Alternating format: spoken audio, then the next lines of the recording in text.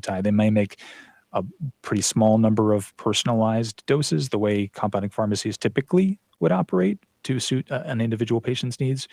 But it sounds like it is not going to be core to their business the way perhaps they envisioned, the way it has been for the last 6 or so months. And their stock price has really deflated. Right. Well, we haven't even talked about everything we should talk about with this, but we're out of time. I want to thank you so much for being with us. We'll have to do another show about the next generation of these weight loss drugs. Danielle Gilbert, reporter covering the business of medicine for the Washington Post. Thanks for being with us. Thanks for having me. Dr. Jody Deshay, an assistant professor of medicine at Harvard Medical School and a clinical endocrinologist. Thanks to you as well. Thank you. I'm Deborah Becker. This is On Point.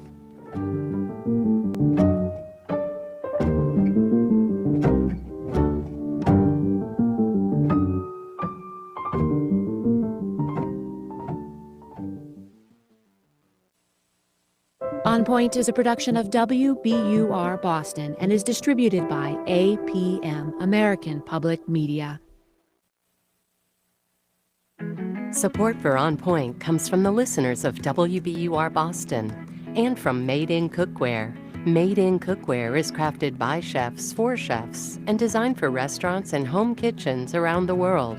Their cookware can be found at madeincookware.com. And BetterHelp, committed to supporting mental health through therapy.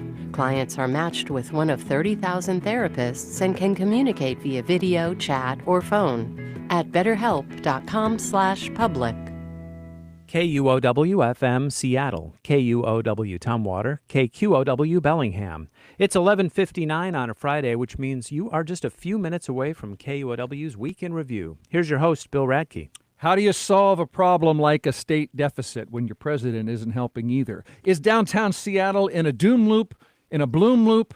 Should our state flag feature somebody who never set foot in our state? And if not, what about our state name? And I've heard today called Economic Blackout Day. I have questions maybe our panel can help me with. Yes, I'm surrounded by a panel waiting to discuss the week's news and give you something to smile about, so stay tuned.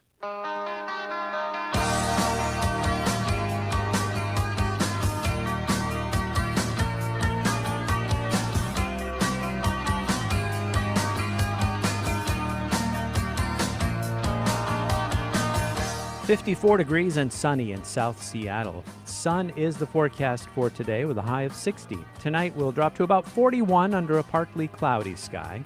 Tomorrow, Saturday, partly sunny, slight chance of showers, and then a better chance of showers on Sunday.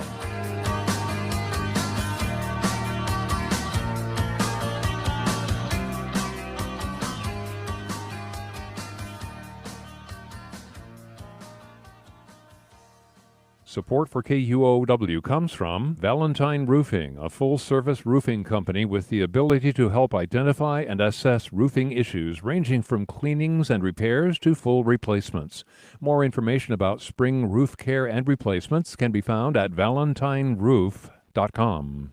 And from Zoom Care, now accepting Medicare at all 20 of their Puget Sound locations. From urgent and emergency care to primary care and women's health, Zoom Care has multiple in-person or video care appointments available today. Scheduling is at zoomcare.com.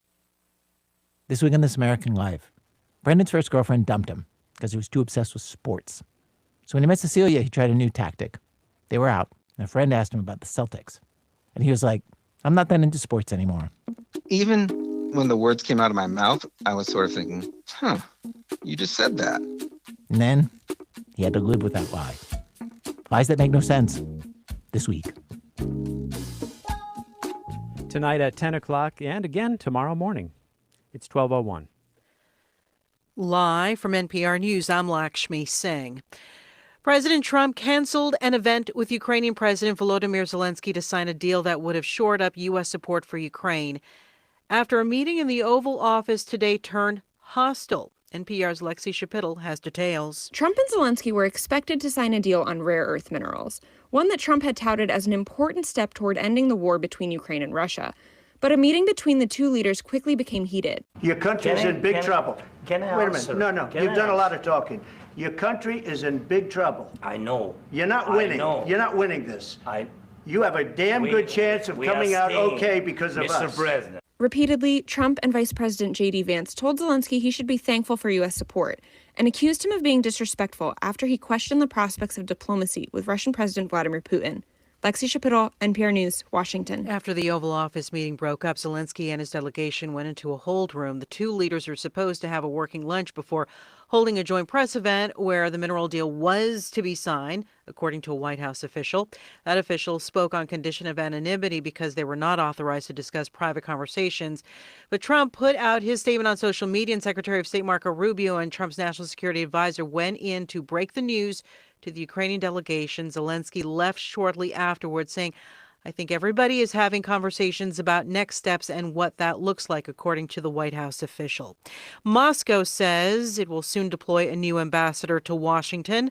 NPR's Charles Maines has more. Russia's foreign ministry said the head of its North America department, Alexander Darchiev, will be its new ambassador to the U.S., filling a months-long vacancy.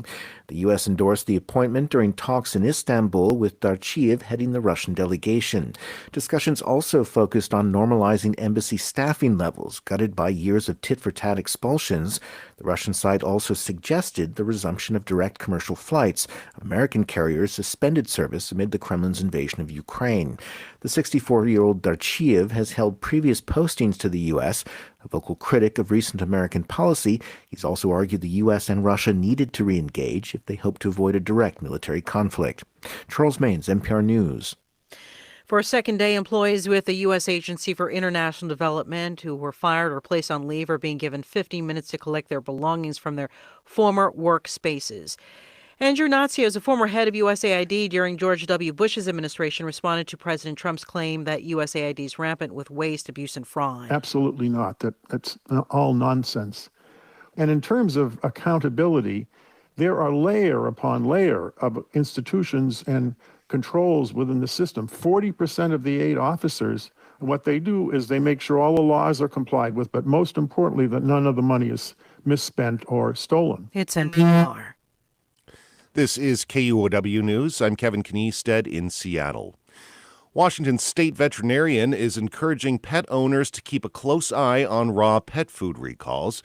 The advice comes after the State Department of Agriculture confirmed 2 domestic cats tested positive for bird flu after eating contaminated raw food. State vet Dr. Amber Idle says current testing shows no sign of avian flu in dairy or poultry facilities across the state, and extra precautions are being taken to test flocks. And since we've seen these incursions in pet food, the USDA is requiring additional testing to be done prior to those birds entering the food chain. At least 2 house cats in Washington are believed to have been sickened by contaminated food. 1 has died. If you do feed your pet raw food, Idle says keep an eye out for potential avian flu symptoms like seizures or avoiding food. Today marks 24 years since the Nisqually earthquake rattled western Washington. The 6.8 magnitude quake injured approximately 400 people the morning of February 28, 2001. The Pacific Northwest Seismic Network says earthquakes of that magnitude and depth have historically occurred about every 30 years. Western Washington has experienced quite a few small quakes in recent days. The latest ones that measured 3.4 and 3.1 rumbled through the Falls City and Bremerton areas just yesterday. And Seattle Kraken assistant coach Jessica Campbell, the first female to coach in the NHL, had her story named the Sports Story of the Year last night at the 90th Annual Seattle Sports Star of the Year Awards. The Sports Star of the Year for men's sports was Mariners catcher Carlyle. A U.S. gold medal gymnast Jordan Childs from Vancouver, Washington, got top honors for women's sports. Hall of Famer and Seattle native Fred Couples was awarded the Royal Brahm Lifetime Achievement Award, and former Seahawk Marshawn Lynch received the Paul G. Allen Award. This is KUOW News. Support for NPR comes from NPR stations. Other contributors include National Geographic Lindblad Expeditions, committed to taking travelers deeper into the wonders of planet Earth. Each expedition cruise is guided by a diverse team. natgeoexpeditions.com/cruises. Welcome to Friday. Welcome to KUOW's Week in Review. My name is Bill Radke, and I figure you're busy and you'd like to know what happened this week in short form and maybe get some different takes on it. So we bring you Week in Review. I've got a panel of thinkers here. We've got Alex Hudson, who's a transportation and housing policy expert, once ran for Seattle City Council. Good to have you back, Alex. Thanks for having me. We've got Reuven Carlyle here, who is the founder of Earth Finance and used to be in the Washington State House and Senate as a Democrat, right?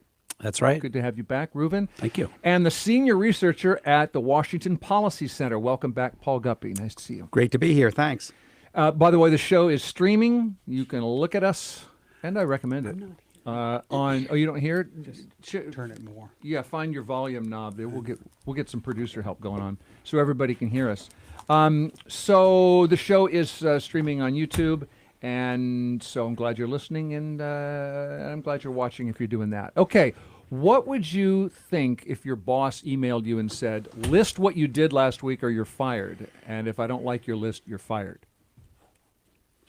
I don't think I'd appreciate it very much. Reporter John Ryan spoke to a federal worker this week. You gotta be effing kidding me. That's what one federal scientist tells KUOW he thought. Thank you, John. Washington State is dealing with laid off federal workers and Trump budget cuts. By the way, that reference to the email is something that is coming from, Elon Musk and others, right? Lots of workers being told to justify themselves. So we've got the budget cuts, we've got federal workers losing jobs, all coming as our state budget is in deficit. There's a $15 billion difference over 4 years between what the state has planned to take in and to give out. Governor Bob Ferguson, are we going to tax our way out of this thing? We're not going to tax our way out of this thing. Not going to happen. And why is that? $15 billion is a lot of money. Fair enough. Governor Ferguson said yesterday he wants the state to spend $4 billion less than it's planning to now, including furloughing state workers, 1 unpaid day off per month for the next 2 years. Reuven Carlyle, let's say you're still in office, okay? You're still a Democratic state legislator. Governor tells you to dial back spending, doesn't commit to tax increases. There's a big deficit, and you say what? First of all, there's a 105-day session. So the governor's right that there's sort of an arc of how that session unfolds. At the very beginning, the legislature dives in hook, line, and sinker and really starts the process behind the scenes of thinking about the budget. Governor Ferguson, of course, just took office. So all of a sudden, you see in his press conference the other day where he was just talking over and over about how they haven't had much time. It's a brand new process. But ultimately, he needs to catch up to the legislature's work on combination of cuts, combination of taxes, potentially. And you can imagine there's no new governor who's going to come into office who's going to jump into the conversation about taxes before they've said, how do we figure out some reductions here? In other words, you think this Democratic governor is going to sign some tax increases? I do. I think there's going to be a combination of combination of taxes and a combination of reductions. Yeah. Alex, I'm guessing you're advocating for taxes, more of them, higher of them? I think it's a balance here, right? Like most people, I want to see my taxpayer dollars be used in a responsible way, and I think there is plenty to look at in terms of trimming expenses here, and I think that the governor has done some good work in doing so, but we still have a $5 to $8 billion gap between what they are legally responsible for doing, which is providing a balanced budget. There is not $5 to $8 billion worth of things that we can cut from the Washington state budget that will not have a negative effect on hardworking Washingtonians and the level of service that they have come to expect. I think it's very clear that the Washington state legislature has indicated a willingness to ask the richest people amongst us to start paying what they owe, pay their fair share, and that is what is going to keep it so that we are able to do the really important things that people are counting on, like fund education, protect our people from really drastic cuts from Medicaid and other things that are coming from the Trump administration. So I'm really looking forward to, and it's very clear that the positionality of the governor has changed and that he's left quite a bit of room for the legislature to do what it ought to be doing, which is to make it so we are not the 49th out of 50th most regressive taxation state in Washington. Mm-hmm. Paul Guppy, can the Washington state cover this deficit without raising taxes?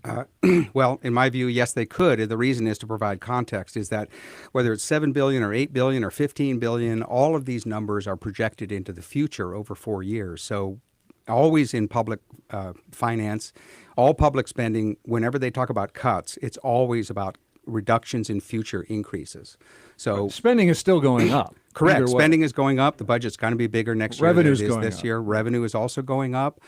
In looking at the budget, I think the government has plenty of money. Speaking of what hits hard-working families across the state, it's the tax burden. I think most people feel we pay plenty of taxes right now.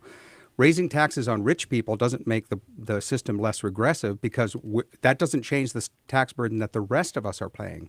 So without a hard look at overspending, the projection into the future about how much the state is planning to spend, I don't think the governor can get this under control at all. And I also think he's clearly setting things up for a tax increase in about a month or two. Well, what's your number one spending cut that the governor hasn't already proposed? Well, we may be getting to this later, but one would be I would say two areas. One is to review K-12 education, which he has taken off the table. That's almost half the budget right there.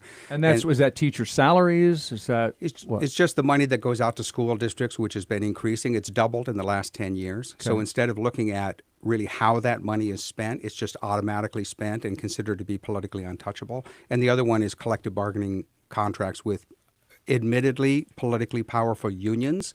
But if the neutral question is where is the money going, that's where it's going. And state employees? Exactly. And payroll and benefits is the largest item in the budget. And, painfully and shockingly, the federal government is going through this right now in a very disruptive way. And Washington State feels more like business as usual, the way the governor is presenting it. Okay. Senator Carlyle, do you cut state workers' salaries? First of all, again, not by cut. I mean, reduce the amount of increase. Right. I think in fairness, I think Paul raising the question of the collective bargaining agreements is a legitimate policy question in the sense that, and the Republicans at Olympia have talked about this, it does account for about $3.9 billion. It is about a 4+% salary increase at a time where we're making billions of dollars of reductions. So not jumping in on the value or the non-value of public employees, of course, are critical, but it is a legitimate question of timing. And then for Governor Ferguson to say we're going to go forward with that, but we're going to move forward with furloughs there's a little of an inconsistency there. So it's a challenge. And I think Paul's right to raise the question. I do have to jump in for one quick second, though. At the beginning of his remarks, he talked about overall tax burden. Washington State is ranked 29th in the nation of 50 states in the overall tax burden. So candidly, we're in the bottom half in terms of our overall tax burden. Now, we have high excise taxes, high sales tax. Because we don't have an income tax, we don't have a structurally sound system just in terms of, so we feel it more impactfully in terms of our sales and our excise tax. But in terms of our overall tax burden, we are 29th according to Wallet Hub. So it is sort of interesting because it feels higher in many ways than it really is. The 10 richest Americans see their net worth increase by $150 million a day.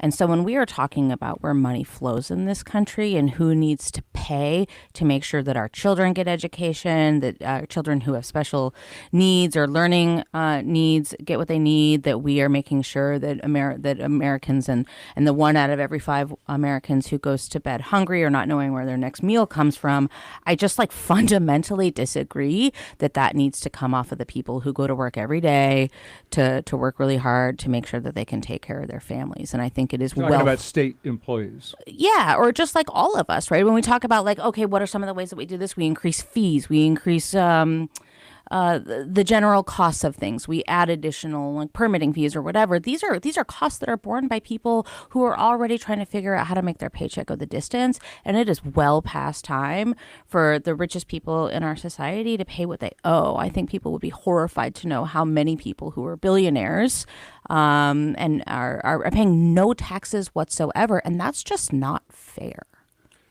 So speaking of fair. Last word before we go to the federal level? You bet. So speaking of fair, I think what's not being examined is this sort of arrogant right, I would say, on the part of people who are in the public sector that they have a right to take people's money with sort of not question. This idea, which I think is based on envy, to point to somebody and say, you are too successful, you have too much money, and you have to give some of it to the government. Reuven makes a good point about where we stand, but at the same time, compared to other states. But I don't think that really makes taxpayers in our state feel better because someone else is paying more. So what would be welcome is a refreshing examination of why the government is taking money from the public and what they are doing with it. I think they're that's paying where the, people to work. Okay, but I think that's where the accountability has to be in. It's a fundamental citizenship relationship with those in power is that why are you taking money from people at whatever level? Property taxes, sales taxes are really high. Those are regressive taxes. And what are you doing with that money? I think that's the conversation we should have. Okay, so I need to pause the big picture sort of like spending versus budget cuts conversation because I want to, in the time we have, I want to move to the fact that in the middle of this state budget deficit conversation comes this Trump administration cutting federal spending, and they're not proposing a targeted 1 day a month furlough beginning in July. They're dumping federal workers, including, of course, Washingtonians. They're cutting the agency that sends research money to places like the UW and Fred Hutchinson Cancer Center. Now, it's Trump, so these cuts aren't necessarily constitutional. But Paul, you're a fiscal conservative. How do you feel about the Trump version of cutting? I think the main, having worked in the federal government for years myself, I think that the shocker here for the D.C. establishment is more cultural than financial. Almost every past president, certainly Clinton, Obama, Bush, they all talked about greater efficiency, and we're going to have, we're going to review the budget line by line. We're going to cut waste. Reinventing government. That was Clinton. Exactly. We're going to reinvent government. And yet here comes a president who's actually doing it. And I think that's the biggest shocker, that a president, again, from the D.C. perspective, that a presidential candidate campaigned on a certain issue, got elected, and then is implementing the promises that he made. So I think that's the greatest disruption. When we get down to details, like what's being cut, what programs, what federal workers, everything that DOGE is doing is a recommendation. So those actually that's the have Department of Government Efficiency, a non-governmental agency, right? If you even call it that, which is actually doesn't have the authority to implement these cuts. Those have to be done by agency heads, number one. And then secondly, all of that has to be reviewed and ratified by Congress at some point. So if anything, it's Trump and the fiscal conservatives who are hyping too much that, hey, we're cutting all this spending. It might not actually get cut when Congress gets in the game. It's hard to consider the DOGE and the Trump cuts as anything other than reckless in terms of how they're handled, anything other than irresponsible in terms of the lack of evidence, data, and facts, and the sort of euphemistically unpleasant pretend that it's just about efficiency. There's not a level of intellectually honest rigor behind it. The concept of government efficiency, we all know, we live in a representative democracy. The essence of our system is checks and balances. It's local, state, and federal government. It's all kinds of different levels.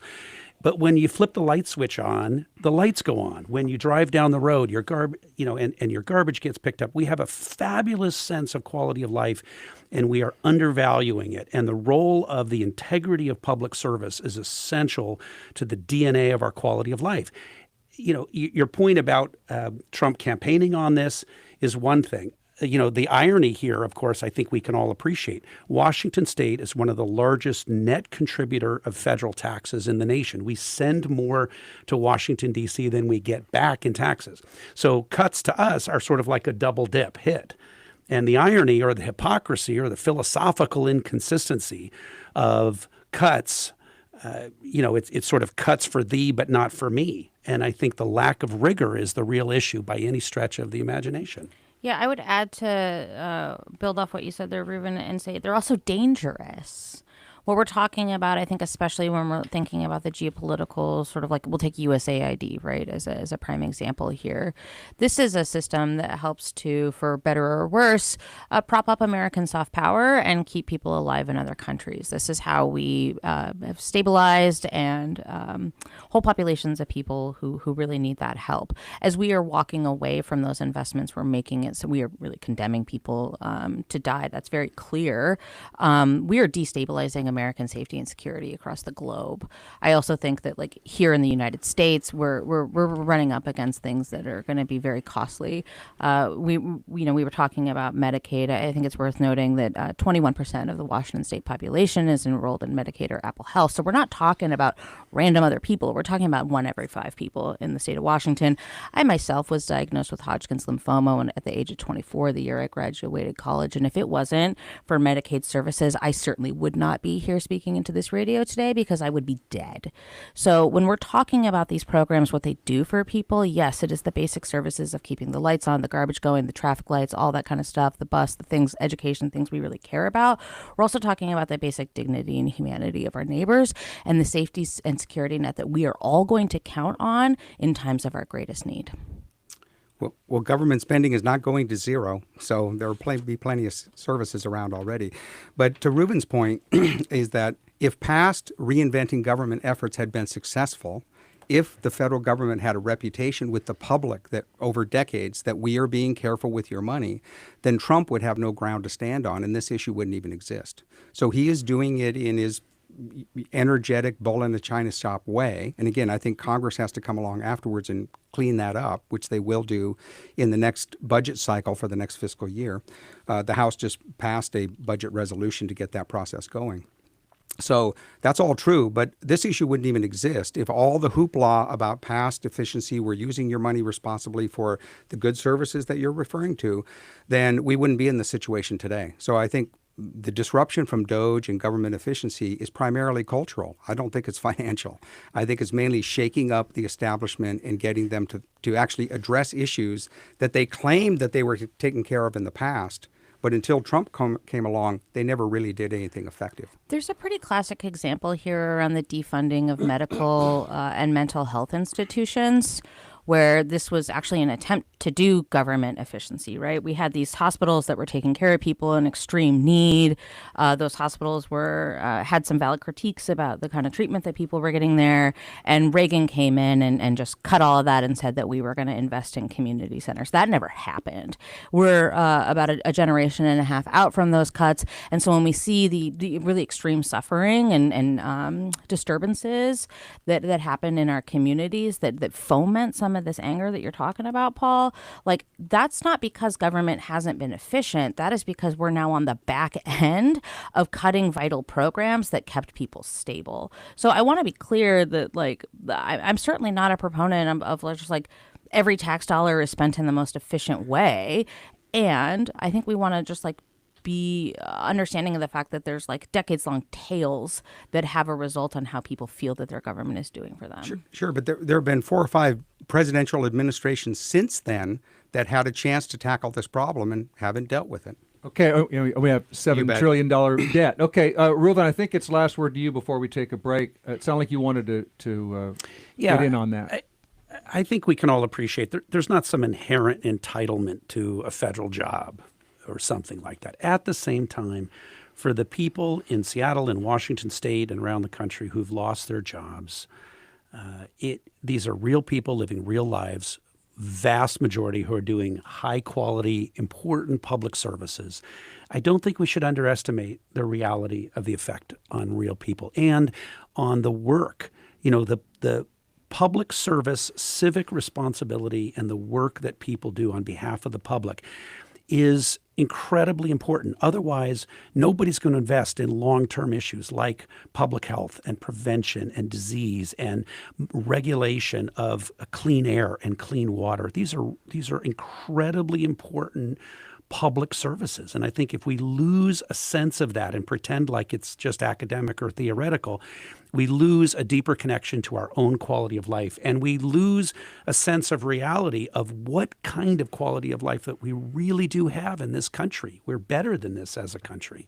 We're going to pause right there. In Olympia, there's a revenue forecast coming out next month. The legislators release their budget plans next month, so there's going to be lots more to say about what actually happens on the spending side, on the revenue side. We are going to take a little break now and come right back with more of KUOW's Week in Review, so don't go anywhere. It is 12:26, sunny and 54 degrees in South Seattle. KUOW 94.9. Hey, I'm Ton Vin, host of Seattle Eats. Our town was made for soup. On the latest episode, I visit my favorite udon restaurant to learn how to make noodles with the chef who has mastered it. Listen to Seattle Eats on the KUOW app or wherever you get your podcasts. Support for KUOW comes from Eco Design and Maintenance, family-owned and specializing in start-to-finish exterior design using materials and methods that help to reduce environmental impact. From landscapes to hardscaping, outdoor spaces designed to be functional and long-lasting. More at eco-seattle.com. And from Third Place Books, journalist Malcolm Harris discusses his new book, What's Left? 3 Paths Through the Planetary Crisis. Sunday, April 27th at 7 p.m. More information at thirdplacebooks.com. You are listening to, and maybe watching on YouTube, KUOW's Week in Review. I'm Bill Radke, and we've got former state legislator, Democratic legislator, Reuven Carlyle with us, Washington Policy Center's Paul Guppy, and former Seattle City Council candidate, transportation policy. Can I call you a wonk? Sure, a wonk? Thank you. Alex Hudson. And we're discussing the news of the week. And the next question I have for you all is, we were talking about this before the microphones went on, is downtown Seattle stuck in a forever doom loop, or is it headed for a bloom loop? The doom loop, of course, is that cycle of pandemic, workers stay home, businesses board up their windows, police officers quit. You've got online shopping, sort of anti-in-person retail trends, crime and graffiti rise. People don't want to go downtown, et cetera, thus the loop. This week, the head of the Downtown Seattle Association said there's a bloom loop a-coming, and the bulbs are starting to flower. Paul, do you buy that? Partially. So downtown is improving, but it has a way to go. And downtown is really doing two things at the same time. One is adapting to the modern world of how retail has changed, how working patterns have changed. And then the other part is recovering from COVID and coming out of that and maintaining public safety. So the bottom line for downtown is, do people feel excited and comfortable and safe hanging out downtown? Is it fun, whether you're working there or shopping or visiting? And I just think it should be more of a sparkling show place that's attractive to people. Sparkling. Say more about sparkling. Well, that can be carried too far because it is an urban environment. And so downtown should not be like, some exclusive mall. It is a public space. There's a huge variety of people there mixing, which is exactly what you want. That's the fun part about the experience. But the bottom line is that you can't force people to go downtown. It has to be a voluntary choice and thought of as a destination that's, again, a fun place to hang out. Do we have to save downtown, or maybe we're just, especially again with retail trends, are we just decentralizing? Downtown's everybody's neighborhood. And I would say also, like, if you look at the basic kind of income and budget of the city of Seattle, we sure do need to save downtown. So it's sort of twofold, right? This is the place that everybody wants to be, everybody wants to go to. I want to, be clear in my day job. I work with the Downtown Seattle Association, adjacent to that for another part of the organization. But I live and work in downtown Seattle every day. I've lived in First Hill for 16 years. Downtown is my neighborhood where I do all of my life. And you can just open your eyes. You can see downtown is way better than it was before. And the Downtown Seattle Association and others are talking about, they're putting out real data here. So the question is, is this marketing? Is this real? Yeah, just look at the numbers. Like foot traffic is up. Hotel vacancies are up. The conventions are booked. New businesses are opening. You try to go downtown tonight and walk into a restaurant without a reservation. Good luck. Do you give policing any credit? I think there's a lot of credit to be shared all over the place. I was working downtown my office was at 3rd and Union right in the middle of the pandemic, and I was down there every day, and things were pretty rough. with open air drug dealing and other kinds of really antisocial behavior. Letting people know that there is a standard of behavior that we expect for people when you're in downtown is a fair enough ask, I think, for sure. And that has taken social service agencies, that has taken our law enforcement, that has taken a lot of people to come together and kind of reestablish that for downtown. There's definitely a ton of progress, absolutely. And Downtown Seattle Association and the mayor and city council, folks have really prioritized this. At the same time, I don't think we should underestimate the incredible importance of a healthy, vibrant, energetic, alive downtown to our quality of life. I work downtown. I live on Queen Anne. I walk downtown from almost every day. And so I have a real appreciation, and it was my legislative district. So I have a real appreciation for the challenges of Belltown and the implications. But, ultimately, I don't think we should let up for a New York second. We have got to make downtown. Wait, we need congestion pricing? we need go. tourists to be able to walk from the cruise ships to downtown. We need a healthy Pike Place market. We need to make sure that we don't let up on this. And, I think the commercial real estate vacancy rates are still incredibly serious. It's a problem. The economic infrastructure of those building owners, they have to have the ability to reinvest in their buildings. So it's not, we're on the trajectory. I think this current city council and the mayor have really doubled down and made a great effort. But ultimately, I don't think we can let up. And candidly, there's an incredibly important reality check to Amazon's role in this. They are the largest taxpayer in the city, probably the largest in the state of Washington. They reinvest in this community, and we've lost 10+ thousand jobs to Bellevue because of the previous city council's aggressive efforts against Amazon, and the taxation issues are not trivial. We cannot let up.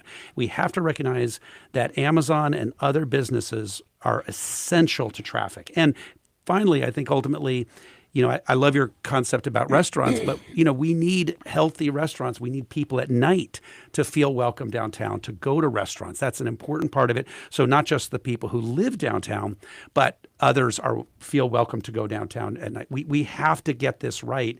No city can survive economically and socially without a healthy and vibrant, energetic downtown. Yeah. Alex, that Democrat just said we're taxing Amazon too much, by the way. This is an issue that is being faced by cities across the country too, right? Like, let's be clear. Like, Seattle was last I checked was second in terms of the proportion of people who are working remotely, and so that's not inconsequential for sure. Mm-hmm. And also that these are issues that all cities are facing. I'm not trying to brush off the important work, and Reuven, I agree with you. Like, now is the time when you've got actual momentum on your side that we double down on these efforts. And that's why I want us to make sure that we're also supporting our important arts institutions. I walk by the Paramount every day. Like, it's $300 a ticket to go to Hamilton, and that place is packed. Yeah. But we need to support those so that people have things to do in the evening, that there's restaurants, that there's shows, that there's shopping, that there's all the things that people want to do, so that when I bring my family, and I see a lot of people bringing their families for a day trip to downtown, that they've got nothing but surprise and delight. What about bathrooms, Alex? You brought up something I've always wondered. People have been complaining about the lack of public restrooms forever. Voters in Seattle say yes to park levies, transit levies, school levies, social housing. Why don't we tax ourselves more for more bathrooms and bathroom cleaners and all that stuff? Yeah, great question. We are going to have an opportunity in 2028 to renew the Seattle Parks Levy, and I will be a champion of making sure that the 129 parks or bathrooms that are inside Seattle-owned parks are well maintained, and that we're investing in those. But I think the issue comes down to staffing, right? Like, you wouldn't open a restaurant and just say, everybody come on in, I'll be back next week, and then be surprised that it's trashed when you get there. And the same thing for our public restrooms. There are a lot of cities across the world that have gotten this right. San Francisco, for instance, has staffed and monitored public bathrooms in the Mission District, which is a place where there's been a lot of entrenched kind of disorder. And so I'm here seconding your recommendation. Yeah. I left my waste in San Francisco. Paul, do you have anything to say about this? Well, just quickly to second what Reuven said is Seattle is the capital of the region. It should be a showcase for the region. My standard is when visitors come to Seattle, would they recommend it to their friends? So I think that's what the goal that policymakers should shoot for, city leaders. On public bathrooms, we clearly need them. Of course, I would say just make them a higher priority in the existing budget and make it happen. It's not that expensive to do it. And that would be a good public-facing amenity that would make Seattle a more welcoming place. Spending that the Washington Policy Center loves. I'll find the savings if you like. Okay. All right, I'm about to go back. I wanted to take a little break from Olympia because I kind of like Seattle. There's a couple more Olympia notes I want to make. Did we pretty much cover it about Seattle for now? Bloom loop, doom loop. I think I'll mention something about that at the end of the show in my smile segment. You got me remembering something that happened this week. Before we take a break, it's hard out here for a Republican in Washington State. Our governor's always a Democrat for the last 40 years. The House is Democratic majority, Senate Democratic majority. What Republicans do have is the state initiative. Reuven, Washingtonians don't like everything you Democrats do, and state initiatives are their chance to gather signatures, get an issue on the ballot, put it to the people.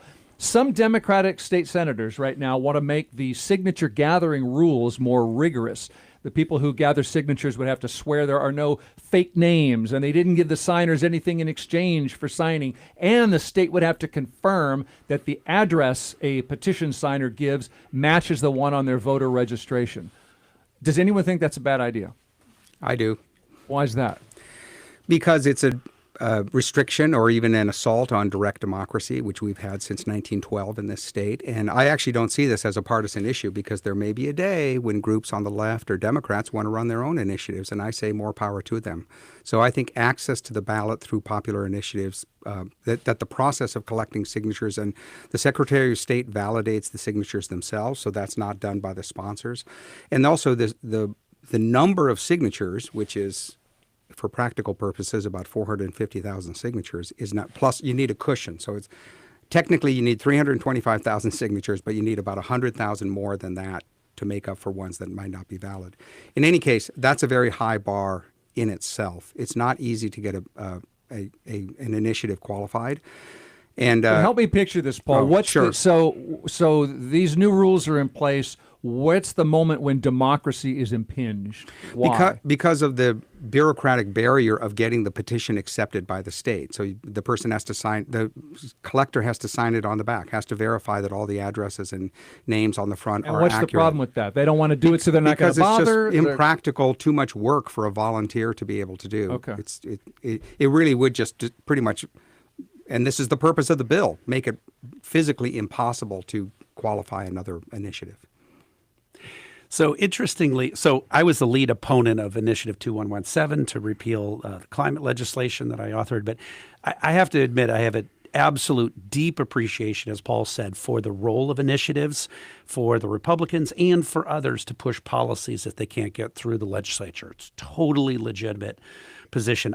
I do have to say that I think the mechanics of what the bill is proposing to make it a little bit tighter is, I think there's a legitimate argument against it. Democratic Secretary of State Steve Hobbs has come out against that particular legislation. But I have to point out a little bit to just have a little bit of fun with Paul and my Republican friends. Bring it on. The little bit of healthy philosophical inconsistency, to say it politely, in that in Republican states, many Republican election folks are pushing this exact type of policy to tighten the election integrity, to make sure that signatures are valid. And yet in our state, the same folks are opposed to that policy. So I'm not saying I'm for the policy. I think that it does go a little bit too far. It adds a lot of layers of work. But I think from a consistency point of view, it is sort of a little bit ironic that this exact policy type of equivalent is being pushed in Republican states by Republican secretaries of state, and yet in our state, the Republicans are against it. So, none of us are above a little philosophical inconsistency once in a while. So Yeah. You want to defend your side? Yeah, sure, Since briefly. Since you called out please, Paul please do. by Yeah, name. hey. In a fun way. In a fun Sure. way, by name. Yeah. I want to hear from Paul and That's then right. Alex. Point of personal privilege here. Mm-hmm. No, just to quickly say, I still I don't see the inconsistency, because if you're talking about voter integrity efforts in other states, because the standard is the same. Does the person who is casting a ballot a valid legal voter, number one? And number two, does the person who signs a petition a valid legal voter? So it's a consistent standard, no matter what form of participation the voter is taking. Alex. Yep. Solution in search of a problem. We don't have any evidence that there is widespread initiative signatory fraud. And it really kind of depends, whose horse is out there. I'm chuckling at what you're saying here, Reuven. I think the initiative process is a really important one. I think there has definitely been times where the Democrats have put forward, this is how we've been able to get a lot of really important gun control legislation passed in the state of Washington. And I think that making sure that process is open, it's available, it's democratic, it's empowering to the people is extremely important. And we don't have any evidence that isn't the case. Plus, I think Reuven won on his issue, right? I did. 62%. I would just note that the strongest performance outperformed all the Democrats running for statewide office, the governor and Kamala Harris and everyone else. And 62% of the people statewide said, let's stand up for climate action. Let's talk, before we leave Olympia and take a break, one more legislative idea that apparently is not going through, but still interested me this week. Our state flag is a picture of George Washington inside a circle. It says the seal of the state of Washington, 1889. There was a House proposal to redesign that, and the legislative bill said, quote, while George Washington is an important national figure, he has limited historical connection to the state itself. And then they also talked about design and colors. But Paul, you brought this up to me. What was interesting to you about this apparently failed proposal to change our flag? Yeah, first of all, the entire conversation doesn't seem to be necessary. It's almost like pushing a culture war issue that we have plenty of division already, and I think we should look for areas where we can agree. Are we divided over whether Washington ever set foot anywhere near the West Coast? So what's the big deal?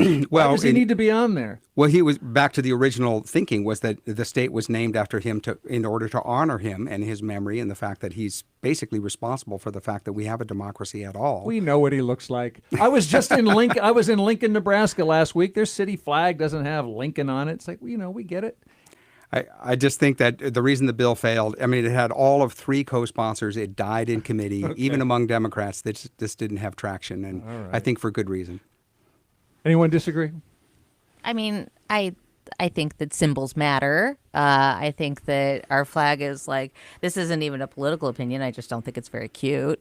And I think that we can have cuter things. And I, to your point, Paul, I think that, legislators, while I agree this is certainly not the top priority on anyone's list, it is our expectation, I think, that people can walk and chew gum at the same time.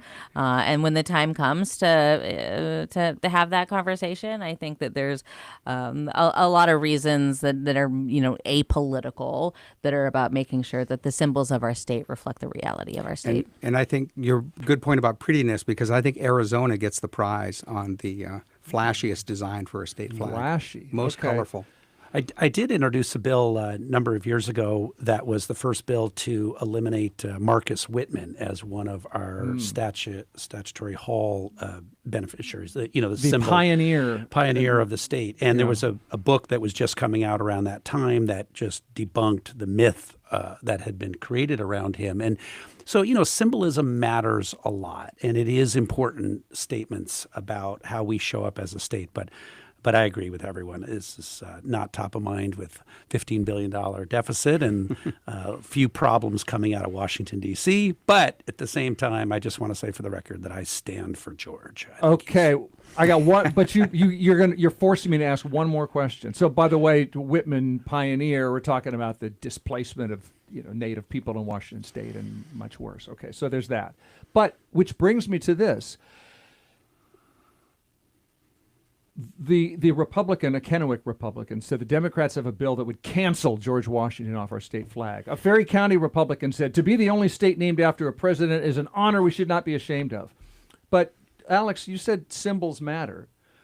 If we're talking about, I think when Republican April Connors says the Democrats want to cancel George Washington, there's a suspicion that this is step one of renaming Washington State, a la Whitman's statue coming down, slaveholder, besides never having been to Washington State, but why not rename Washington? Symbols, symbols matter. Why not kick the face and the name out of our state? Well, I'm hearing you be a proponent of Cascadia, which is a long-standing conversation. I would say that I don't know that necessarily rises again to the level of prioritization. All right. No one cares. That's fair. That's I'll defend George Washington all day long. Oh, yeah? I just didn't want to take up our time. Oh. So I'm a huge admirer of George Washington. The more you read about his life and his biography, and I recommend the James Flexner biography of Washington. It's 3 volumes, but it's worth it. And warts and all. So he engaged in land speculation. There were other things. He was also a person who lived in the 18th century and everything that goes along with that.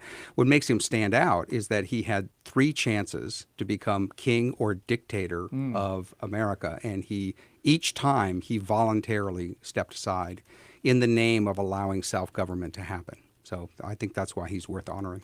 Okay. Fair enough. He will not step aside from our flag, apparently. We're going to take a little break, and we're going to come back and talk about whether we should buy nothing today, and a couple other headlines, and a reason to smile when we return. So don't go away. KUOW's Week in Review will be right back. It's 12:47, sunny and 55 degrees in Seattle. President Trump and Ukrainian President Zelensky had a contentious, argumentative meeting today at the White House. That story in your top-of-the-hour newscast, which is just about 13 minutes away. Support for KUOW comes from the Seattle Symphony, presenting Stravinsky's The Rite of Spring, March 13th through 15th at Benaroya Hall.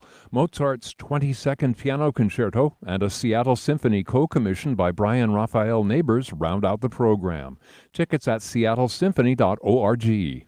And from Enterprise Washington with Budget Breakdown, a nonpartisan resource on the Washington state budget. Washington will collect $10 billion more in tax revenue over the next 4 years, with spending set to outpace that revenue.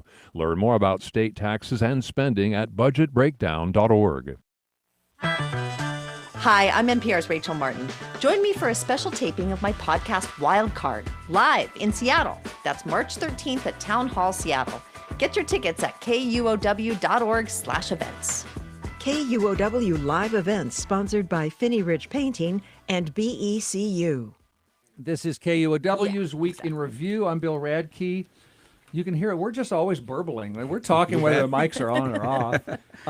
Because we like to get together here at the end of the week and figure out what happened this week and get some different takes on it. We've got Washington Policy Center's Paul Guppy, former legislator Reuven Carlyle.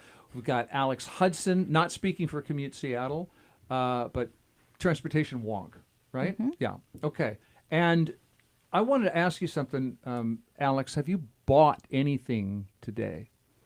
No, I have not bought anything today, but that's because I'm saving up money for a family vacation, so I always bring my lunch and breakfast. But I think what you're talking about here is the call to the national economic blackout, which is a kind of growing movement that's national, that is being put forward by folks on the progressive left to really start to organize people around action that can be felt, that shows a resistance to, I think, in particular, some of the way that some corporations have been capitulating to some of the more alarming impulses of the Trump administration, taking out DEI programs, doing cuts, etc. And so the call is that for today and today only, that folks don't make any spending purchases, especially at large multinational corporations. And if you are making spending purchases, that you're using cash at small local businesses as a way to signify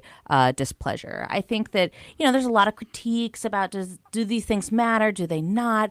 I think what matters is giving people an opportunity to feel that they are practicing, putting their beliefs into practice. We talked about the initiative process. That's one way that people do that. And where and how and when you spend your dollars in our economy also matters. And so I've been really surprised to see the level of attention that this call, which is part of a sequence of other actions that are being called for, has really risen. It's been covered in a lot of traditional media, and it's all over my social media. Yeah. But how is it different from Buy Local Day or Buy Nothing Day? Because an economic blackout would include workers not getting paid for their labor. It just sounds like you're saying don't go to a chain or something. What's the difference? We have Buy Nothing Day, day after Thanksgiving, right? And we're familiar. I think it is the same. I think it's just a different phrasing. Okay. Yeah. Okay. Certainly pay your employees today. Certainly. Well, I don't do a lot of shopping, so I may be protesting without knowing it. So I haven't spent any money today. Yeah. But I am definitely in favor of patronizing neighborhood businesses. Seattle has great neighborhoods, great small businesses, and I try to direct most of my consumer shopping in that direction. Okay. I thought they were saying don't spend any money on anything, which makes me think either, well, if it's important, if it's urgent, I'm going to spend it. If it's not, if I don't spend it today, then I'll spend it tomorrow. Maybe. And I think that there's a lot of qualifiers in there, right? If you need to buy food, if you need to buy medicine, like obviously no one is suggesting that you don't do those things. And that's been one of the critiques. Are people just going to bought all their things yesterday or tomorrow? I don't know, maybe. But people thought about it today. Yeah. That's something. Fair. Does a double latte count as medicine every day? Yes. On a deeper level, at the great risk of reading too much into it, I mean, on some level, I think we're living in a time where we're asking ourselves, what does conscious capitalism look like, and how can we just be more intentional about our spending? I have a personal, ferocious passion around the challenge of single-use plastics and our addiction to plastic in every container that you buy, no matter what. It's just relentless. And I just think that there is something very powerful to the undertone of the point, right? Which is really about being intentional, buying local, seeing your dollars as a consumer, as an instrument of something productive and positive, and not just sort of a consumption-oriented society. So I think there's something very powerful to the undertone. To me, it really comes down to Paul's point about buying local and trying to eliminate waste and single-use plastics and things that are just going to be here for 10,000 years, as opposed to a more circular approach to purchasing. So I like the deeper essence of it. Well, I'm not down on it. We are talking about it. I'm hearing, reflecting back to you, that I wonder if it would be more impactful for everybody to be talking about the fact that this is No Plastics Day or this is Buy Local Day. However, to that point, the organizers of the economic blackout are going to do some boycotts through the spring. There's going to be a week of No Amazon Day, basically, or No Amazon Week, and then some other companies as well. So however you feel about that. One more thing. I'm singing tonight at the Royal Room to benefit the Pancreatic Cancer Action Network. So if your ticket money gets donated, did you really buy something? Does that count? Do people have to not buy a ticket? I would count that as buying local. Buying local. Okay, Yeah. See, there we're back to buying After local. you contribute to the cost, do you have to stay and listen to the singing? You will not if you hear one note. Sacrifice. Okay, let's work in a few other headlines. By the way, in case I really got your attention, I have to admit I'm singing one song, so you don't come for the Bill Radke warbling. Come for the rest of the music. So, in a couple other headlines. Here's an unfortunate one, is that there is the first confirmed measles case of the year, King County. This is a child. And interesting, the public health website will tell you where this child has been this week. So if you were at the Bellevue Square Apple store or as you might expect, Seattle Children's at Sandpoint or Allegro Pediatrics or Northwest Asthma and Allergy. You might have been exposed. That's why they tell you that stuff. There were only 3 confirmed measles cases in King County all of last year. We know in general vaccination rates are down. Measles is reported in at least 10 states now. An unvaccinated kid in Texas died, which hasn't happened from measles in a decade. So there's that. And the number of Washington state flu deaths is at 177 this season, which is more than all of last year, but less than 2022-23. And that we know the state's flu vaccination rate has dipped as well. Anything to say about that? Or I cover that?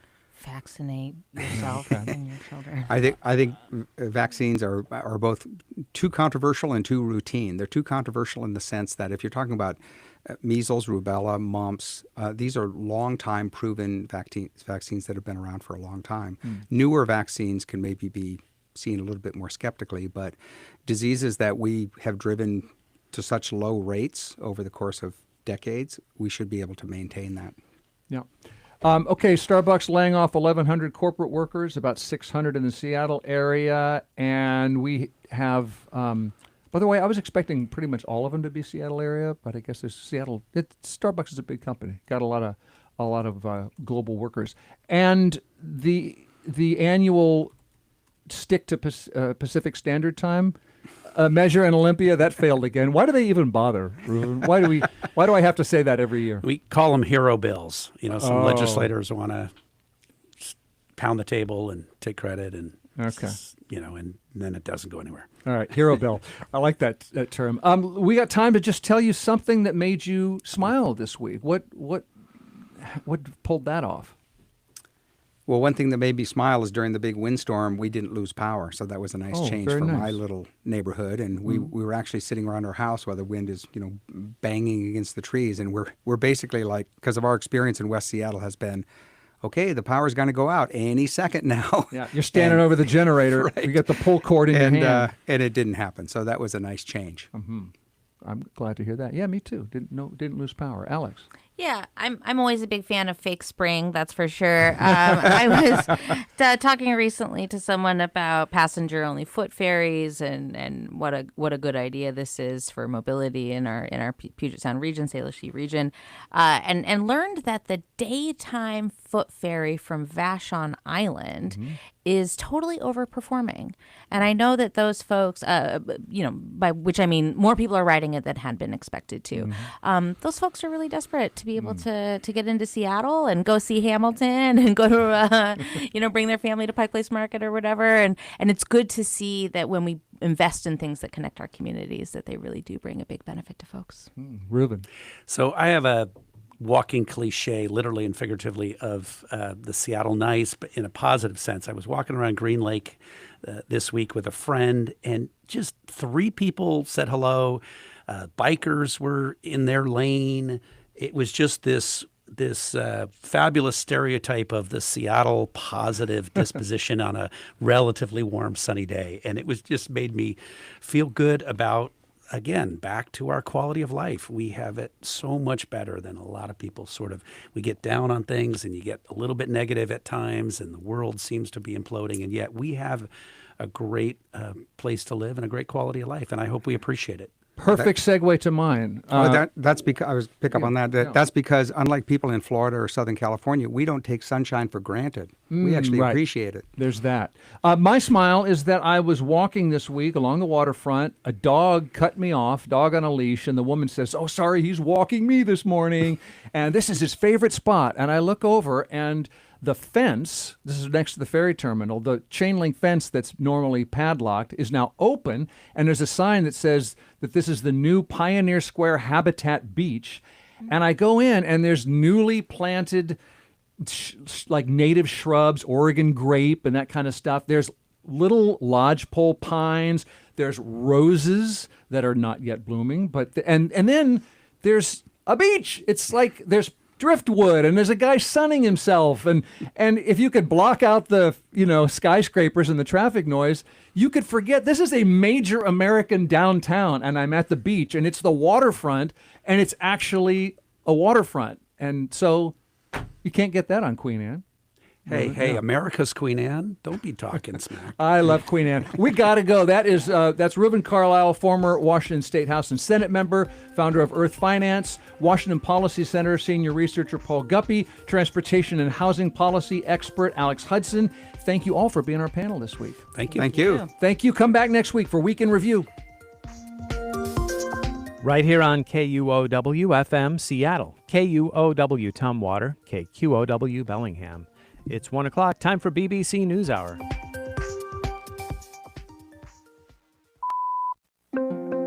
Welcome to NewsHour from the BBC World Service. I'm Julian Marshall.